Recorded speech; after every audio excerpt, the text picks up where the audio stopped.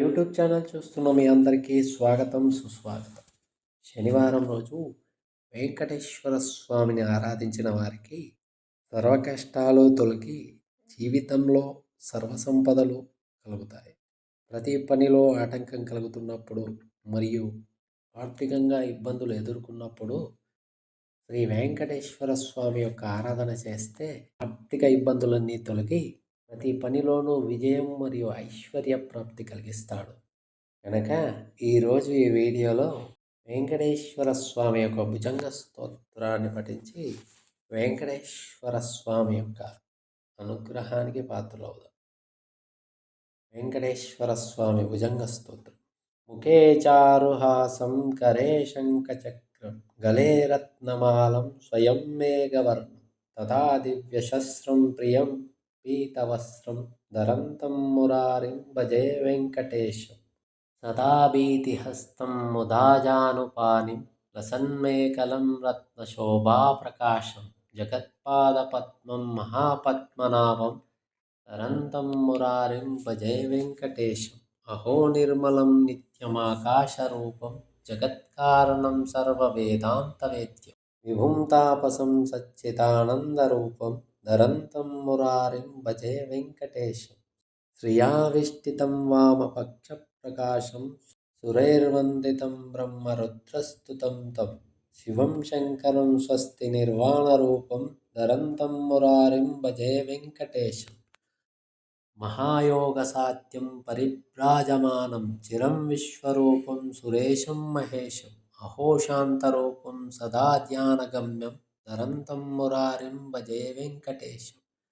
అహో మత్స్యరూపం తదా కూర్మరూపం మహాక్రోడరూపం తదా నారసింహం భజే కుబ్జరూపం విభుం జామదగ్న్యం ధరంతం మురారిం భజే వెంకటేశం. అహో బుద్ధరూపం తథా కల్కిరూపం ప్రభుం శాశ్వతం లోకరక్షామహంతం కృతత్కాలలబ్ధాత్మలీలావతారం ధరంతం మురారిం భజే వెంకటేశం. ఇది వెంకటేశ్వర భుజంగ స్తోత్రం సంపూర్ణం. ముఖే చారుహాసం కరే శంఖచక్రం గలే రత్నమాలం స్వయం మేఘవర్ణం తథా దివ్యశస్త్రం ప్రియం పీతవస్త్రం ధరంతం మురారిం భజే వెంకటేశం. సదా భీతిహస్తం ముదాజానుపానిం లసన్మేకలం రత్నశోభాప్రకాశం జగత్పాదపద్మం మహాపద్మనాభం ధరంతం మురారిం భజే వెంకటేశం. అహో నిర్మలం నిత్యమాకాశరూపం జగత్కారణం సర్వవేదాంతవేద్యం విభుం తాపసం సచ్చిదానందరూపం ధరంతం మురారిం భజే వెంకటేశం.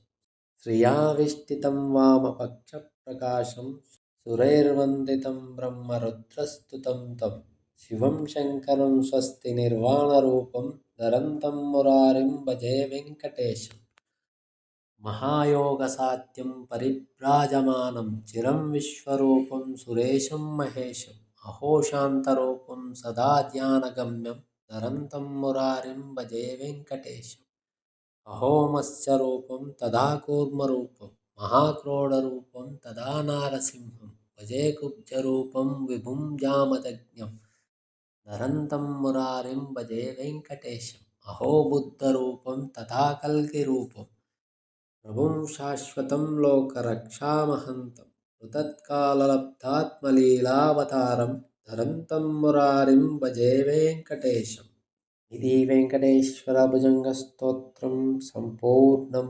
ముఖే చారుహాసం కరే శంఖచక్రం గలే రత్నమాలం స్వయం మేఘవర్ణం తథా దివ్యశస్త్రం ప్రియం పీతవస్త్రం ధరంతం మురారిం భజే వెంకటేశం.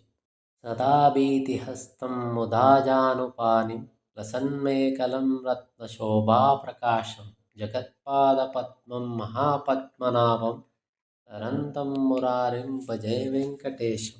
అహో నిర్మలం నిత్యమాకాశరూపం జగత్కారణం సర్వవేదాంతవేద్యం విభుం తాపసం సచ్చిదానందరూపం ధరంతం మురారిం భజే వెంకటేశం. శ్రియావిష్టితం వామపక్షప్రకాశం సురైర్వందితం బ్రహ్మరుద్రస్తుతం తం शिवं शङ्करं स्वस्ति निर्वाणरूपं धरन्तं मुरारिं भजे वेङ्कटेशम् महायोगसाध्यं परिव्राजमानं चिरं विश्वरूपं सुरेशं महेशम् अहो शान्तरूपं सदा ध्यानगम्यं धरन्तं मुरारिं भजे वेङ्कटेशम् अहो मत्स्यरूपं तदा कूर्मरूपं महाक्रोडरूपं तदा नारसिंहं भजे कुब्जरूपं विभुं जामदग्न्यं धरन्तं मुरारिं भजे वेङ्कटेशम् अहो बुद्धरूपं तथा कल्किरूपं प्रभुं शाश्वतं लोकरक्षामहन्तं कृतत्काललब्धात्मलीलावतारं धरन्तं मुरारिं भजे वेङ्कटेशम् इति वेङ्कटेश्वरभुजङ्गस्तोत्रं सम्पूर्णम्